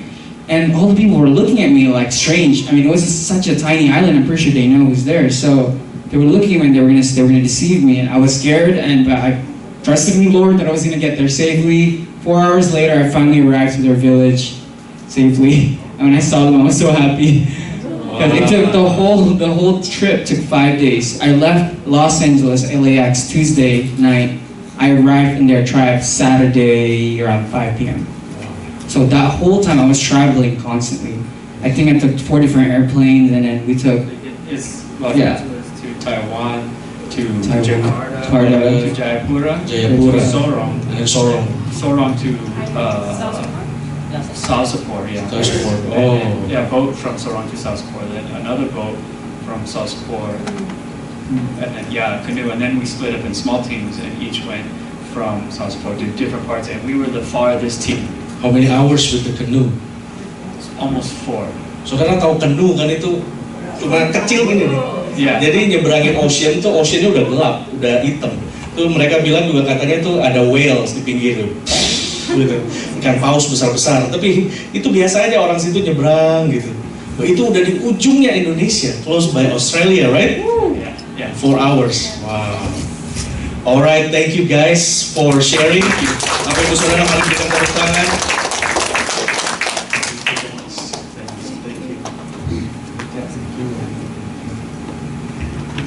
So, one of the purpose that they are here today, Bapak Ibu Saudara, they would like to invite us because they have a booth in the back, and I pray today that God maybe touch your heart or speak maybe one of you. It's not exclusively to young people, and it's a call for everyone. Maybe okay, kita bisa pergi, maybe we can go, or maybe we can support them with prayer, financial, or anything. But dasar dari semua itu, before that, Bapak Ibu Saudara, as we hear all the testimony, especially they're both really young husband and wife. I think younger than me. I'm like, wow. Saudara bisa lihat ya, makin lama nih Tuhan pakai orang-orang muda tuh makin banyak. Dan generasi muda akan dibangkitkan. Firman Tuhan katakan orang-orang muda tuh akan dapat mimpi-mimpi, penglihatan-penglihatan. Orang-orang tua tuh akan berkata-kata di dalam roh. Jadi kita percaya ini nggak eksklusif untuk, it's not exclusive untuk young people, tapi give us awareness that there are still 2.8 billion people never heard about Jesus' name. And we, like the one of the sharing that it's easy for us to, maybe, I just drink water or all that. When they are there, they want to drink water, how many miles? 3 hours. Another 3 islands.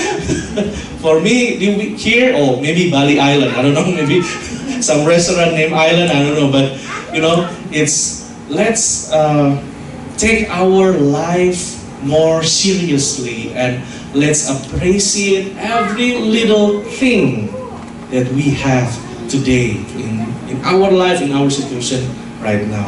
Dengan itu Bapak Ibu Saudara, saya akan menutup semua ini dan mengajak kita semua untuk bersatu hati bahwa gereja yang mempunyai hati buat misi, berarti Tuhan tuh ada di gereja itu, karena Tuhan ada di mana bisnisnya dia terjadi. Bisnis Tuhan terjadi waktu firman Tuhan diberitakan, waktu ada Holy Spirit yang menjamah orang-orang tadi dibilang dia udah berkhotbah, dia jelasin, they need the proof of the Holy Spirit and they got it. Hari ini kalau Bapak Ibu Saudara ada di dalam pergumulan, Bapak Ibu Saudara minta, Tuhan saya mau hidup saya diubah, saya mau dijamah, saya mau ada pembaharuan. hari ini adalah waktunya kita meminta daripada Tuhan. Amin. Haleluya. Sekali lagi berikan tepuk tangan buat mereka Bapak Ibu Saudara. Sebelum kita mengakhiri, saya mengundang Pak Aseng untuk membawakan pengumuman.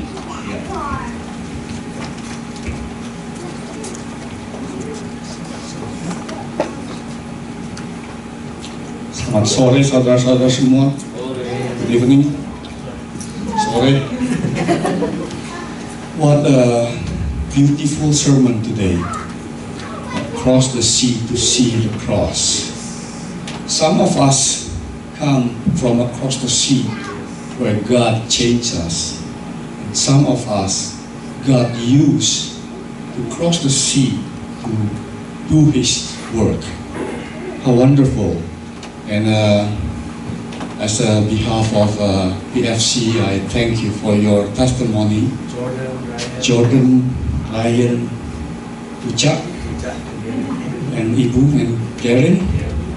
What a wonderful testimony. From the testimony, I pick up some of the things that you said. Karen, you said you want to be rich. But believe me, you are rich in spirit. Amen. And that is the richness that the world couldn't buy. And that looking for the truth, we are not going to become a cow when we reborn.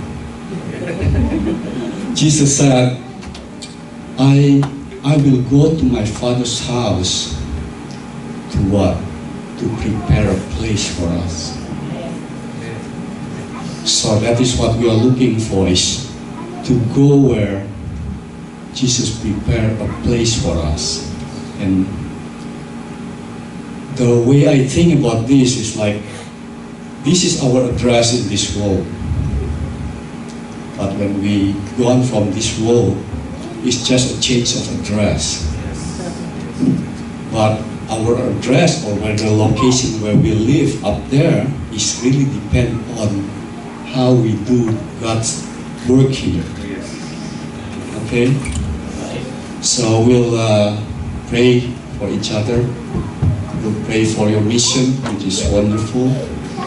And also I'll ask everybody to pray for our pastor, so God will use him even more for his sermon for us. Pray for America, for Indonesia and Israel. And of course we pray for the people that's going to have a birthday next week, which is Alfredo, Eddie Mandang, Joseph Zakaria. So we pray for them, for their birthday, and pray for all the people that need our help. Pak Rudi Suryana, Pak Yakubus Pasuni, Ibu Sinta, bless you. My niece Nita Gosal, my mother Melda Gosal, and pray for Pendeta Gideon Zakaria, and also for Jansen, son of Leo and Lina. And again, thank you for this evening, and happy Sunday everybody. Thank you. Amen. Haleluya.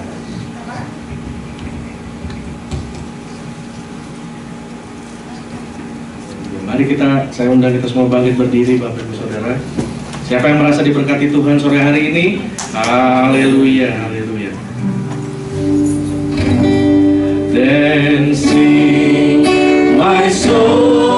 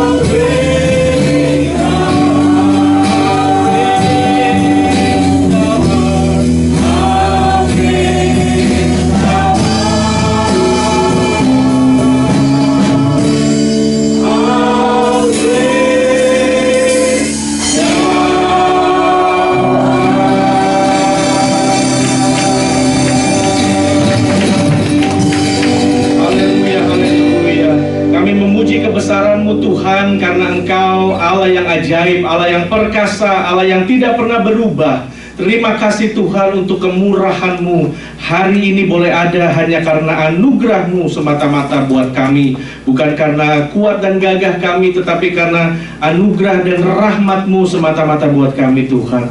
Terima kasih buat seluruh ibadah hari ini ya Tuhan. Biarlah Engkau take delight upon our service today Lord God. Dan biarlah Tuhan Kau memberkati setiap kami yang sudah hadir. Kami percaya Tuhan, firman Tuhan sudah berhenti diberitakan, namun Roh-Mu yang kudus will continue to keep talking in our heart, Lord God, and remind us of every word that you want to say to us, Lord Jesus.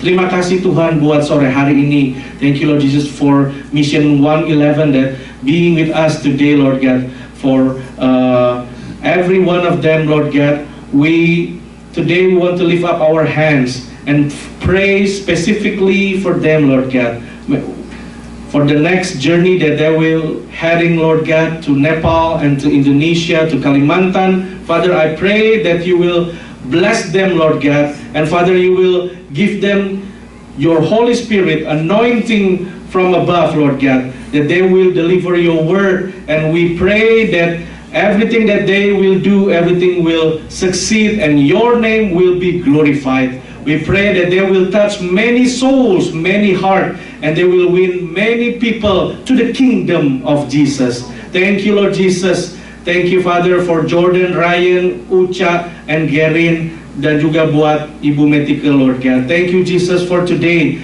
Tuhan, kami berdoa, Tuhan Yesus, buat hari ini, that you will speak to our heart. If you have plan for some of us have that call to go to the end of the world, to go to Indonesia or go to anywhere that you will like them to go. Speak to them, Lord God. I pray that the Holy Spirit will convict them, will speak in their heart, Lord God. Because we believe that for you, there is nothing is impossible for God. Thank you, Jesus, for everything. Terima kasih Tuhan buat hari ini ya Bapak. We also pray for our family, our friends that not here today, this Sunday. Bless them and seek them, Lord God. Visit them with your Holy Spirit, Father. Tuhan, kami berdoa buat semua yang sakit hari ini, yang tidak bersama-sama dengan kami. Biarlah Engkau menjamah mereka, menolong dan menyembuhkan mereka di dalam nama Yesus.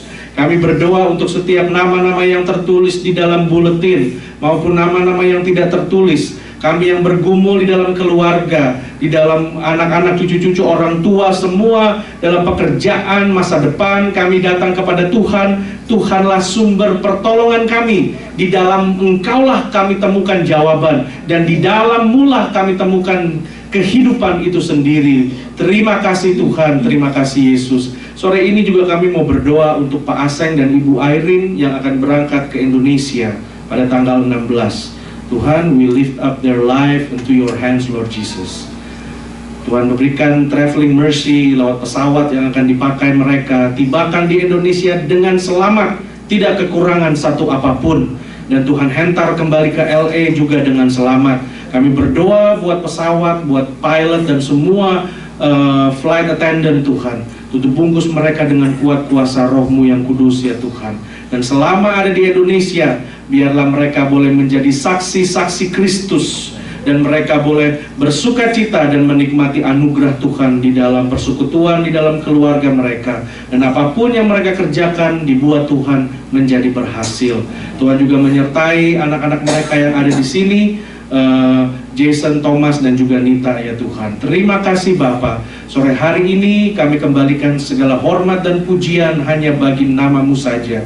Terima kasih juga Tuhan sudah mengantar para oma-oma, ibu-ibu yang sudah berangkat ke Korea pulang dengan selamat. Terima kasih Tuhan Yesus. Thank you Lord Jesus to bring back Rio juga dari Indonesia dengan selamat. Thank you Father. Tuhan, sore ini kami berdoa untuk makanan minuman yang sudah disediakan. Berkati menjadi kekuatan kesehatan bagi tubuh kami. Berkati tangan-tangan yang sudah menyediakan hamba-hamba Tuhan yang berkesusahan Engkau memberkati mereka. Terima kasih Tuhan, kami juga berdoa buat Ibu Sinta. Kami percaya Tuhan sudah melakukan mujizat dalam hidupnya, dan kesembuhan yang total akan terjadi dalam hidupnya Tuhan. Terima kasih Bapa dalam surga. Kami berdoa, kami mengangkat tangan kami dan menerima berkat daripada Tuhan. Tuhan menyinari Engkau dengan wajahnya. Apabila Engkau mendengar firman Tuhan dan melakukannya, maka apapun yang tanganmu kerjakan dibuat Tuhan menjadi berhasil. Diberkatilah Engkau di dalam keluargamu, suami, istri, anak-anak, cucu-cucu orang tua, besan, menantu, mertua, diberkati Tuhan. Diberkatilah pekerjaan, usaha, bisnis, dan hasil keringatmu akan diberkati Tuhan. Sekolahmu akan dibuat berhasil sampai graduate. Kami berdoa biarlah Tuhan berkat Abraham, Ishak, dan Yakub akan membuat engkau naik dan bukan turun, menjadi kepala dan bukan ekor. Dan biarlah pimpinan, pertolongan, dan anugerah dari Roh-Nya yang kudus akan menyertai kita semua dari malam hari ini sampai Tuhan Yesus datang kedua kali. In Jesus' mighty name we all pray.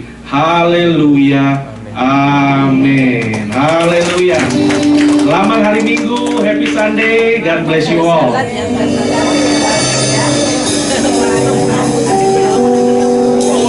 Bapak Ibu Saudara, sebentar, jangan pergi dulu. Saya mengundang anak sekolah minggu untuk maju ke depan. Thank you, Viva. Please stand still.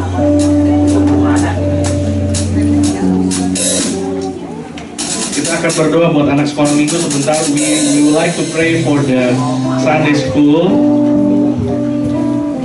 We understand we only have 3 or 4 kids, but we want to take this ministry as serious as we have a bunch of kids, because if we serious to pray in the little for the Sunday school, God will provide a bigger one. Hallelujah. Let's raise our hands. Mari kita angkat tangan kita. Haleluya. Bapa dalam surga, sore ini we raise our hands, Lord God. We want to pray for this Sunday school, all these kids, Lord God. Tuhan, kami mau berdoa untuk Max, Kalista, and Theodore. Tuhan Yesus berkati sekolah minggu yang masih kecil ini. Tapi kami percaya Tuhan, bagi Tuhan tidak ada yang mustahil. Sejak mereka kecil, mereka akan mendengar Injil, hidup mereka akan diubah, dan masa depan yang cerah, masa depan yang luar biasa ada dalam tangan Tuhan. Jika mereka kami persembahkan kepada Tuhan, maka Tuhan yang akan menjagai mereka, Tuhan yang akan memberkati mereka, Tuhan yang akan menjadi penolong, penjaga, dan Tuhan yang akan menjadi kekuatan dalam hidup mereka. Thank you Lord Jesus. Kami menurunkan berkat daripada Tuhan. Mereka akan bertumbuh menjadi anak yang sehat, cerdas, kuat, yang akan menjadi kebanggaan buat orang tuanya, terlebih lagi kebanggaan buat nama Tuhan. Orang lain akan melihat Yesus dalam hidup mereka. Thank you Lord Jesus. In Jesus' name we all pray, and everybody say Amen. Hallelujah.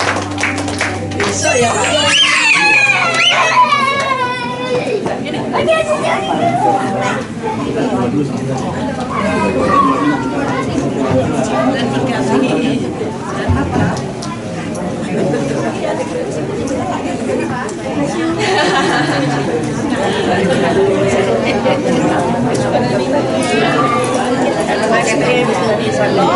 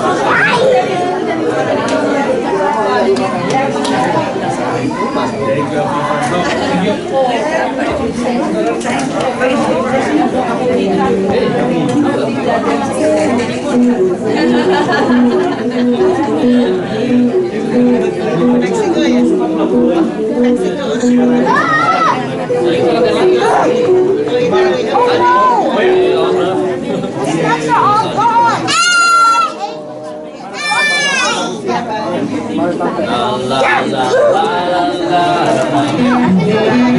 la.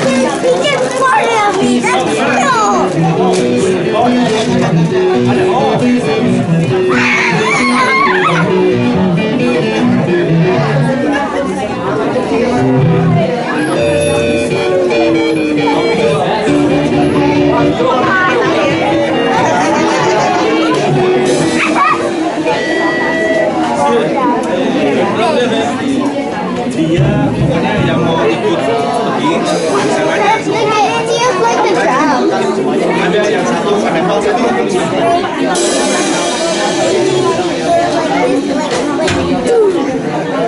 I like the word. He got papers, the tree, I don't think don't get my Mamanya udah meninggal.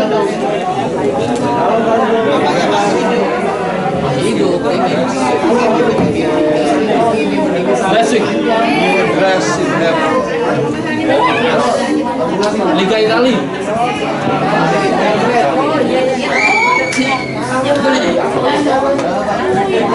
Masih S kita ya.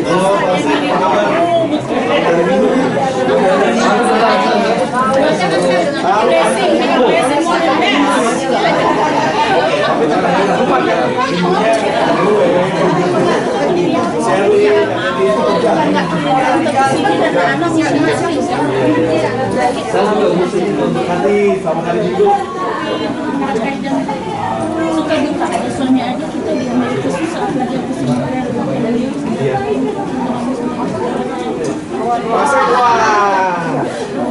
You gain so much wisdom. I enjoy. Tadi kata-katanya itu gimana tuh? Kita yang sampai sini sekarang mereka. My gosh! We are running away from the angry frog. Frog.